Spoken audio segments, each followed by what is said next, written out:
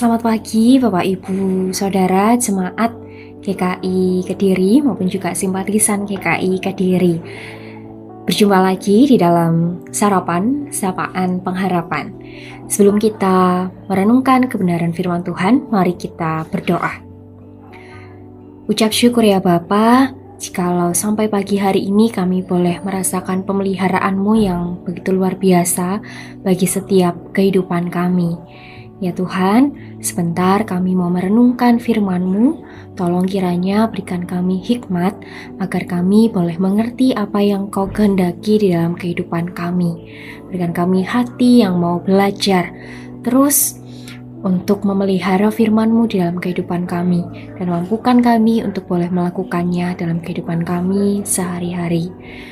Terima kasih ya Tuhan, hanya dalam nama Tuhan Yesus Kristus kami berdoa. Amin. Bapak Ibu Saudara sekalian, bacaan kita pada pagi hari ini diambil dari Mazmur pasal 66 ayatnya yang ke-10. Mazmur 66 ayat 10. Sebab Engkau telah menguji kami ya Allah, telah memurnikan kami, seperti orang memurnikan perak. Terpujilah nama Tuhan. Bapak Ibu Saudara, tema kita pada pagi hari ini yaitu katarsis. Mungkin ada sebagian dari kita yang pernah mendengarkan kata ini, tapi juga mungkin ada yang belum, gitu ya. Nah, istilah katarsis ini berasal dari bahasa Yunani yang artinya pemurnian. Pemurnian ini terjadi melalui proses pemisahan antara bagian yang baik dan bagian yang buruk. Selain itu, katarsis juga dapat berarti membersihkan, yakni menyingkirkan kotoran yang ada supaya bersih. Nah, pada masa kini, istilah katarsis itu kemudian digunakan dalam berbagai bidang ilmu pengetahuan dengan pengertian yang berbeda-beda. Nah, Bapak Ibu Saudara, pemazmur memaknai pengalaman-pengalaman sulit di dalam kehidupannya sebagai waktu Tuhan untuk menguji dan memurnikan dirinya. Ia menggunakan gambaran tentang orang yang memurnikan perak untuk melukiskan pengalaman tersebut.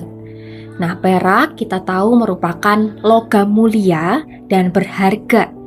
Nah, agar perak ini kemudian makin berkilau, kotoran-kotoran yang ada harus dibersihkan, begitu ya, melalui proses pemurnian. Dan proses pemurnian tersebut dilakukan di dapur peleburan yang sangat panas, begitu ya. Nah, bagi pemazmur, Tuhanlah yang kemudian memegang kendali atas kehidupannya. Jadi ya, sekalipun panas proses pemurnian itu, jadi meskipun dia mengalami kesulitan dan penderitaan, ia percaya bahwa Tuhan itu memiliki maksud yang baik di balik semuanya itu. Nah, Bapak Ibu Saudara, di dalam kehidupan setiap kita seringkali dihadapkan pada situasi yang menguji emosional setiap kita, gitu ya. Pada pengalaman-pengalaman hidup yang sulit, yang tidak menyenangkan, pasti ada saja masa di mana kemudian kita dihadapkan kondisi yang tidak memungkinkan, lalu itu menuntut kita untuk menyimpan emosi yang kita rasakan pada saat itu.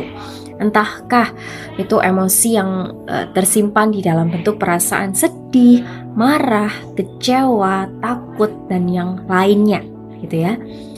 Nah, padahal kenyataannya hati, pikiran kita itu adalah sebuah tempat yang punya kapasitas, gitu ya. Ibaratkan sebuah gelas, ketika gelas tersebut terisi penuh oleh air, ketika kita masih mengisinya, maka ya airnya akan luber keluar, gitu ya. Nah, sama pula dengan emosi. Ketika sebuah emosi yang dipendam ini sudah melebihi kapasitasnya, maka ada saat di mana emosi tersebut akhirnya harus dilepaskan. Nah, ini pun juga termasuk proses katarsis itu, proses pemurnian itu, di mana kita melepaskan emosi-emosi yang terpendam, emosi-emosi yang negatif, agar kita bisa berpikir lebih jernih di dalam menghadapi persoalan. Nah, beberapa hal yang bisa kita lakukan nih untuk katarsis, misalnya dengan berdoa. Berdoa yang seperti apa? Berdoa yang menyampaikan apapun yang kita rasakan, gitu ya, sejujur mungkin, selepas mungkin. Tidak ada yang kemudian kita sembunyi-sembunyikan di hadapan Tuhan. Nah, bisa bersuara seperti itu ya, bersuara seperti yang kita lakukan biasanya. Tapi juga bisa dengan menuliskan apa yang kita rasakan, apa yang kita pikirkan, sejujur-jujurnya, selepas-lepasnya, apapun yang ada di dalam pikiran hati kita, kita tuliskan sebagai wujud doa kita kepada Tuhan. Mungkin juga bisa dengan mendengarkan lagu-lagu rohani, gitu ya, sembari kita berdoa, menutup mata, sembari juga kita mendengarkan lagu-lagu rohani yang kita rasa itu sesuai dengan kondisi kita. Nah, pun juga misalnya ada juga kemudian yang berdoa dengan cara melukis, gitu ya, melukiskan apa yang sedang kita rasakan, apa yang sedang kita pikirkan saat ini. Nah, selain hal-hal itu, gitu ya, Bapak Ibu Saudara, selain hal-hal yang spiritual, gitu ya, kita juga bisa melepaskan emosi yang ada di dalam diri kita, yang kita pendam, emosi-emosi yang negatif, melalui hobi-hobi kita. Misalnya menonton film, gitu ya, ketika kita merasa kita butuh untuk mengekspresikan nih perasaan sedih kita sebenarnya lagi pengen nangis, gitu ya. Nah, bisa misalnya kita memilih film-film yang memang kemudian dalam film itu ada unsur dramanya, kemudian yang membuat kita ikut menangis. Lalu kita bisa mengekspresikan rasa tangis itu, rasa sedih itu. Atau mungkin juga film-film yang komedi, atau mungkin film-film yang lainnya, gitu ya. Kalau mungkin Bapak Ibu Saudara suka menonton film, atau mungkin Bapak Ibu Saudara yang suka dengan kesenian, gitu ya, bisa kemudian membuat kerajinan tangan, gitu ya, atau mungkin hal-hal kesenian yang lainnya. Atau mungkin tadi kalau selain mendengarkan lagu-lagu rohani, mungkin juga mendengarkan musik-musik yang lain yang Bapak Ibu Saudara minati. Pun juga bisa melalui olahraga, gitu ya. Kita tahu sekarang ada banyak bentuk variasi olahraga, gitu ya, mulai dari yang sederhana yang kita bisa lakukan sendiri maupun juga yang kita bisa lakukan secara komunal. Nah, masih tentunya ada banyak hal-hal yang lain, bentuk-bentuk katarsis yang lain yang bisa kita gunakan, yang sesuai dengan apa yang Bapak Ibu Saudara minati, butuhkan, gitu ya.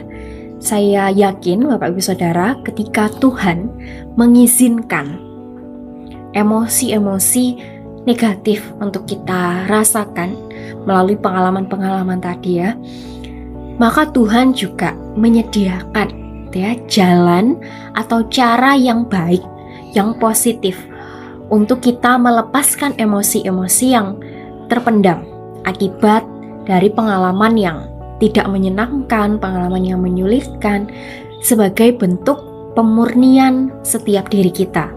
Nah, pilihannya tergantung pada setiap kita. Maukah kemudian kita tetap untuk memendam emosi-emosi tersebut dan justru melepaskannya secara negatif, tidak pada waktu ataupun kondisi yang tepat, gitu ya, bagaikan bom waktu. Emosi yang terpendam tersebut kemudian tiba-tiba saja di waktu atau kondisi yang tidak seharusnya, kemudian kita bisa menangis, atau kemudian kita bisa marah semarah-marahnya, ataupun emosi-emosi yang lainnya. Atau kita mau melepaskan emosi-emosi tersebut secara positif dengan hal-hal yang tadi sudah saya sebutkan, maupun juga hal-hal yang mungkin Bapak Ibu Saudara rasa cocok bagi Bapak Ibu sekalian. Nah, kiranya hikmat Tuhan yang menuntun setiap kita dalam mengambil keputusan di dalam kehidupan kita. Amin. Mari kita berdoa. Bapa yang bertahta dalam kerajaan sorga, ya Tuhan, kami percaya bahwa ketika pengalaman-pengalaman yang sulit maupun juga pengalaman-pengalaman yang tidak menyenangkan yang boleh kami alami dalam setiap kehidupan kami percaya itu boleh menjadi proses pendewasaan di dalam diri kami maupun juga dalam iman kami kepadamu. Maka ya Tuhan, mampukan kami juga untuk boleh memprosesnya secara positif. Mulai dari melepaskan emosi-emosi negatif yang kami rasakan, emosi-emosi yang kami pendam di dalam diri kami melalui cara-cara yang positif.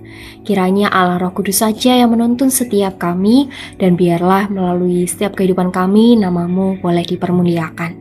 Terima kasih ya Tuhan, inilah setiap diri kami, hanya dalam nama Tuhan Yesus Kristus kami berdoa. Amin. Ya, selamat pagi Bapak Ibu Saudara sekalian. Selamat beraktivitas. Tuhan Yesus memberkati.